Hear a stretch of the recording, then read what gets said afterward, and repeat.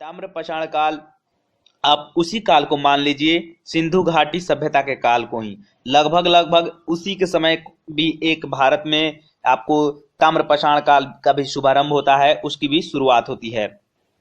इसका काल को कहा जाता है कि सिंधु घाटी सभ्यता तक के बाद तक जो है ताम्र पाषाण काल के जो है काल जाता रहा है। ठीक, ताम्र पाषाण काल में हम लोग विभिन्न चीजों और विभिन्न पहलुओं पर चर्चा करेंगे। आइए हम लोग शुरू करते हैं और उसको देखने और समझने का प्रयास करते हैं।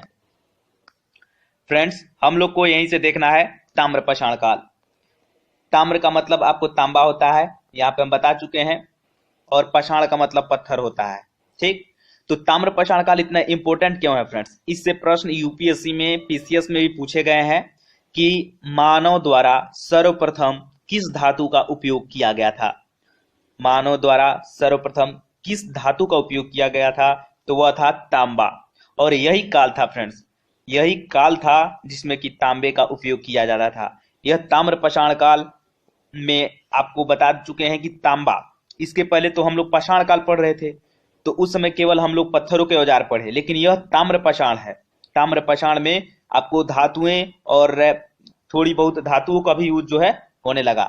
इसमें सबसे पहले तांबा के उपयोग यहाँ के लोग करते थे। इस पाषाण काल, आपको ताम्र पाषाण काल के जो लोग थे, इस समय के लोग तांबे का उपयोग अच्छे तरीके से किया करते थे। उस समय के लोगों को तांबे को गलाने की आपको अच्छी प्रक्रियाएं पता थी। ठीक, और ताम्र पाषाण के लोग जो थे फ्रेंड्स, आपको ग्रामीण बस्तियों में रहा करते थे। हम लोग पढ़ेंगे सिंधु घाटी सभ्यता के बारे में अगले वीडियो में, लेकिन सिंधु घाटी सभ्यता के लोग जो थे वे आपको नगरीय जीवन व्यतीत करते थे, नगरीय सभ्यता है। लेकिन यह जो था ताम्र पाषाण काल, ये आपको ग्रामीण सभ्यता था। ठीक, तो आपको इसके बारे में काफी इंपॉर्टेंट है। इस समय के लोग जो थे आपको कांसा का प्रयोग करना नहीं जानते थे। कांसा, आपको तांबा तो है आपको धातु, तो कांसा क्या है? कांसा है आपको मिश्र धातु। आपको कांसा कैसे बनता है? तो यह तांबा हो गया प्लस इसमें टीन को मिला दीजिएगा एक निश्चित अनुपात में। ठीक है, यहाँ पे हो गया कांसा और टीन, दोनों को मिला दीजिएगा, सॉरी कांसा बोल रहे हैं, तांबा और टीन दोनों को मिक्स कर दीजिएगा तो आपको कांसा बन जाएगा। ठीक है, तो यही कांस्य कालीन, कांसा का जो है आपको शुरुआत, और इसके औजार जो मिलते हैं हमको सिंधु घाटी सभ्यता में जो है कांसा के मिलते हैं, तो उसके बारे में हम लोग कल पढ़ेंगे। इसके बारे में आप लोग नोट कर लीजिए, काफी इंपॉर्टेंट है और काफी महत्वपूर्ण है, इसके बारे में भी थोड़ा सा जान लीजिए। ठीक है, आइए हम पहले पॉइंट को जरा देख लेते हैं। मानवों ने धातुओं में सर्वप्रथम तांबे का प्रयोग शुरू किया। आपको ये बात पता होनी चाहिए कि मानव द्वारा, हमारे पूर्वजों द्वारा सर्वप्रथम किस धातु का उपयोग किया गया? तो तांबे के द्वारा। आपको तांबे के द्वारा ही आपको विभिन्न प्रकार की वस्तुएं बनाई गई, और आपको औजार, उनके उपकरण बनाए जाते थे, उनके हथियार बनाए जाते थे, विभिन्न प्रकार की चीजें बनाई जाती थी। ठीक, इसमें भी आपको बहुत सारे मृदभांड देखने को मिल जाते हैं। चाक पे बनाए गए मृदभांड, मिट्टी के बर्तन आपको इस काल में भी मिलते हैं। अगले पॉइंट को नोट कर लीजिए। ताम्र पाषाण युग के लोग लिखने की कला नहीं जानते थे।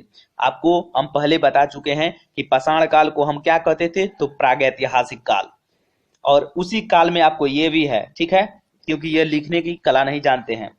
अब हम पढ़ेंगे सिंधु घाटी सभ्यता, तो वह हो जाएगा अर्ध ऐतिहासिक काल। उस समय लिखने की कला जानते थे, उस समय की जो भी लिपियां हम लोग पढ़ नहीं सकते हैं, लेकिन वो लोग जो थे लिखने की कला जानते थे, तो इसलिए उसको हम अर्ध ऐतिहासिक काल में जानेंगे। लेकिन यह भी आपको है, आपको किसमें? तो प्रागैतिहासिक काल के ही, आपको ताम्र पाषाण युग जो है आपको प्रागैतिहासिक काल के ही है। ठीक है, इसके पहले हम लोग पाषाण काल पढ़ रहे थे, उसके पश्चात हम क्या पढ़ रहे हैं? तो ताम्र पाषाण काल। ठीक, जबकि आपको धातुओं का भी उपयोग होने लगता है पत्थरों के साथ साथ। ठीक है, चलिए अगले पॉइंट को देख लेते हैं। इसी काल के लोग सर्वप्रथम फ्रेंड्स क्या होता है, प्रायद्वीपीय भारत में बड़े बड़े गांव बसाए। यह ग्रामीण सभ्यता थी। प्रायद्वीपीय भारत क्या होता है आपको बताया है, भारत का यह निचला भाग हो गया। ठीक, प्रायद्वीप का मतलब क्या होता है? वैसा भूभाग जिसके तीन तरफ से जल घिरा हुआ हो, तो यह भारत का निचला सिरा है, आप सभी को पता है। इधर आपको बंगाल की खाड़ी है, इधर आपको अरब सागर है, और नीचे में हिंद महासागर है। इस प्रकार यह प्रायद्वीप का भारत जो है एक प्रायद्वीप की रचना करता है। ठीक है, तो ये प्रायद्वीपीय भारत में ये दक्षिण वाले सिरे में फ्रेंड्स यहाँ पर आपको गांव बसाए गए थे। महाराष्ट्र हो गया, आंध्र प्रदेश हो गया, मध्य प्रदेश के कुछ क्षेत्र हो गया, ये सारे क्षेत्र में जो थे गांव बसाए गए थे। ठीक है, आइए कुछ प्रमुख स्थल है उनके बारे में हम लोग थोड़ा सा जानकारी ले लेते हैं, पूछा गया है प्रश्न इनसे भी। प्रमुख स्थल मध्य प्रदेश है, महाराष्ट्र है और राजस्थान है। ठीक है, ताम्र पाषाण काल से संबंधित आपको कौन कौन से राज्य में कौन कौन से आपको जगह जो है स्थान काफी महत्वपूर्ण है, कौन कौन सी चीजें घटित हुई हैं, थोड़ा सा हम लोग देख लेते हैं। ठीक है, मध्य प्रदेश में एक स्थान है नौदा टोली। मध्य प्रदेश में एक स्थान है नौदा टोली, जो कि नर्मदा के दक्षिणी तट पर बसा हुआ है। जाके इंदौर, इंदौर शहर है आपको बसा हुआ है मध्य प्रदेश में, एक इंदौर शहर है नर्मदा के दक्षिणी तट पर। ठीक, वहीं पे एक नौदा टोली नाम का जगह है। यह आपको है कौन किस काल का यह जगह है, स्थान है, तो ताम्रपाषाण काल का। वैसा काल जहां पर लोग जो है पत्थरों के साथ साथ तांबे के बने उपकरणों का भी प्रयोग करते थे, उसे ताम्रपाषाण काल कहा गया। ठीक, अब आइए महाराष्ट्र की बात करते हैं। तो महाराष्ट्र में हम लोग थोड़ी बहुत जान लेते हैं। तो दायमाबाद, दायमाबाद भी फ्रेंड्स आपको ताम्रपाषाण कालीन है। ठीक है, ताम्रपाषाण, अगर दायमाबाद का अध्ययन करें तो हम लोग, दायमाबाद महाराष्ट्र में पड़ता है फ्रेंड्स। आपको इसके बारे में हम लोग सिंधु घाटी सभ्यता पढ़ेंगे तो बहुत ही इंपॉर्टेंट है यह दायमाबाद, उसमें बिल्कुल विस्तार से जानेंगे। यहाँ से काफी मात्रा में आपको सिंधु घाटी सभ्यता के लिए आपको कांसे का उपकरण मिला है। कांसे, कांसा आपको बताए हैं, तांबा और टीन मिलाकर के मिश्र धातु बनाया जाता है, कांसा का निर्माण होता है। तो ये बेसिकली आपको सिंधु घाटी सभ्यता के भी काल है, लेकिन आपको शुरुआती दौर में आपको ताम्रपाषाण काल के भी ये मिलते हैं। यहाँ से रथ चलाते हुए मनुष्य आपको मिला है, आपको तांबे के बने हुए। ठीक, रथ चलाते हुए मनुष्य, सांड, सांड की भी मूर्ति मिली है, गेंडा की भी मूर्ति मिले है, और हाथी की मूर्तियां भी मिली है। ठीक है, ये सारे के सारे किन चीज के बने हुए हैं, तो तांबे के। अब बात करते हैं इनाम गांव की। तो इनाम गांव भी फ्रेंड्स आपको कहाँ पे है, तो आपको यह है आपको इनाम गांव महाराष्ट्र में। ठीक, महाराष्ट्र में यह इनाम गांव है। कच्ची मिट्टी के मकान व गोलाकार गड्ढों वाले मकान होते थे। यहाँ पे गड्ढे के समान जो है, गड्ढे के समान गोलाकार गोल आकृति में जो है गड्ढे होते थे, और उसी में जो है लोग रहा करते थे। ठीक है, तो आपको समझ में आ गया इनाम गांव के बारे में। इनाम गांव में फ्रेंड्स आप लोग को एक और बात पता होनी चाहिए, इसके बारे में हम आगे आपको बता देंगे। ठीक है, यहाँ पर की जो भी बस्तियां होती थी, यहाँ के लोग जो बनाते थे, यह जो थे किलेबंद बस्तियां हुआ करती थी, मतलब चारों तरफ से किला की आपको घेराबंदी हुआ करता था। ठीक है, ये इनाम गांव में। और भी जगह है, एक एरण में, हम आगे लिखे हुए हैं, नोट कर लीजिएगा। ठीक है, अब आइए नेवासा के बारे में। इनाम गांव हो गया, नेवासा के बारे में जान लें। तो नेवासा के बारे में आपको फ्रेंड्स बता दिए हैं, आपको जब हम लोग पाषाण काल पढ़ रहे थे, जबकि मध्य पाषाण काल, उसमें भी बताए थे कि वह भी इंपॉर्टेंट है, उस समय के भी आपको जगह मिले हुए हैं वहां पर। ठीक, तो इस यहाँ पर जो है आपको ताम्रपाषाण काल में पटसन के प्रथम साक्ष्य यहीं से मिले हैं। पटसन का जो है प्रथम साक्ष्य आपको नेवासा से ही प्राप्त है। अब बात करते हैं राजस्थान की। तो राजस्थान में आपको ताम्रवती एक जगह है फ्रेंड्स, यहाँ से काले मृदभांड आपको मिले हुए हैं। ठीक है, काले मृदभांड, इतनी चीज आप लोग मस्तिष्क में रखिएगा। ठीक है, अब आइए अगले पॉइंट की बात कर लेते हैं। अब 2-3 पॉइंट और है, ज्यादा नहीं है, इतना ही जानना है।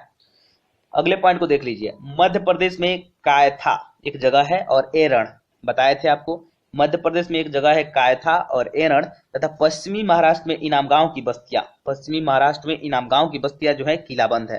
किलाबंद आपको बताए थे, चारों तरफ से जो है घेरा हुआ है। ठीक है, अब आइए फ्रेंड्स हम देख लेते हैं कि इसका विस्तार, इसके कहाँ कहाँ पे जो है, इसके आपको आपको इस काल के आपको औजार मिले हैं, वस्तुएं बनी हुई मिली हैं। ठीक है, तो उत्तर प्रदेश, आपको उत्तर में उत्तर प्रदेश तक, पूर्व में बात की जाए तो आपको बंगाल और उड़ीसा तक, और पश्चिम में बात करते गुजरात हरियाणा तक, और दक्षिण में बात करें तो आंध्र प्रदेश तक।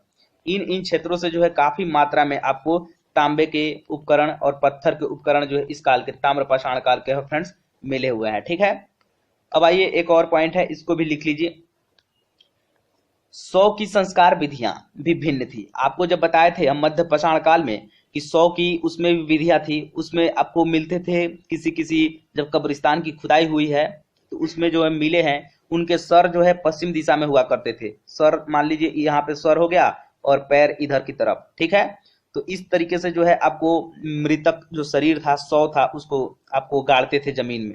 लेकिन इसमें जो था ताम्रपाषाण काल के फ्रेंड्स, इसमें जो है महाराष्ट्र में मृतक को उत्तर दक्षिण दिशा में आपको गाड़ा जाता था। मतलब ये आपको जब कोई मर जाता था तो इसको जमीन में उत्तर में आपको सर हो जाता था और पैर ऐसे हो जाता था। लेकिन हम जब मध्य पाषाण काल को पढ़ रहे थे तो हम देखे कि पश्चिम में आपको सर होता था, और पैर जो हुआ करता, ये हाथ हो गया, और पैर जो हुआ करता था ऐसे हुआ करता था। ठीक है, लेकिन देखे इसमें थोड़ी सी बदलाव आ गई। ठीक है, तो 100 की संस्कार विधि भी थोड़ी सी भिन्न थी। महाराष्ट्र में मृतक के उत्तर दक्षिण दिशा में रखा जाता था, किंतु आपको दक्षिण भारत में पूर्व और पश्चिम दिशा में रखा जाता था। दक्षिण भारत में आपको पूर्व से पश्चिम दिशा में, देखिए इस तरीके से, ठीक है, बिल्कुल भिन्न थी।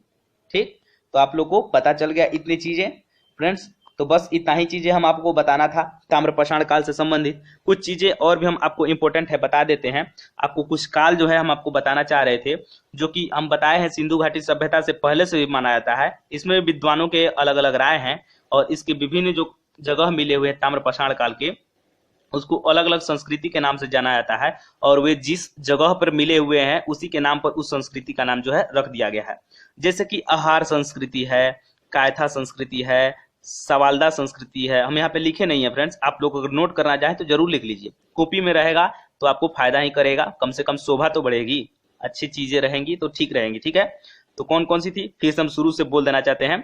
आहार संस्कृति, कायथा संस्कृति, सवालदा संस्कृति, प्रभास संस्कृति, मालवा संस्कृति, रंगपुर संस्कृति, जोरवे संस्कृति। ठीक है, अब आइए सबसे पहला बात की है आहार संस्कृति की। तो आहार संस्कृति जो है राजस्थान के उदयपुर में है, नोट कर लीजिएगा, आहार संस्कृति राजस्थान के उदयपुर में है। कायथा संस्कृति जो है चंबल नदी के क्षेत्र में है, चंबल नदी के क्षेत्र में। ठीक, सवालदा संस्कृति जो है महाराष्ट्र के धुलिया है एक जगह, वहीं पे है। प्रभास संस्कृति जो है गुजरात के तटीय क्षेत्र जो कि अरब सागर के नजदीक में है। मालवा संस्कृति नर्मदा नदी के क्षेत्र पे है मध्य प्रदेश में।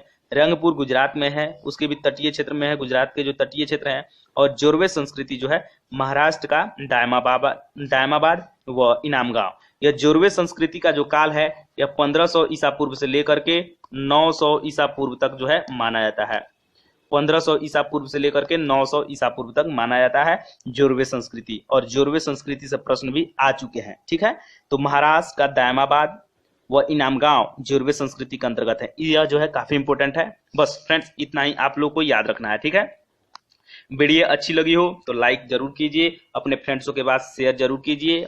आपके व्हाट्सएप हो, फेसबुक हो, जहां पे भी हो सके आपको अपने मित्रों के पास जरूर शेयर कीजिए, ताकि जिनको इन सारी चीजों की जरूरत हो उनके पास पहुंच जाए। और अभी तक मेरे चैनल को आप सब्सक्राइब नहीं किए हैं तो सब्सक्राइब चैनल को दबा लीजिए, ताकि मैं जब भी अपना वीडियो अपलोड करूं आप तक पहुंच सके। ठीक है, और सब्सक्राइब बटन दाबने के बाद आप इस बेल आइकन को जरूर हिट कीजिए, ताकि जब तक आप बेल आइकन हिट नहीं कीजिएगा तब तक मेरे वीडियो आप तक पहुंचेंगे लेकिन नोटिफिकेशन आपको नहीं जाएगा। यही आपको क्लिक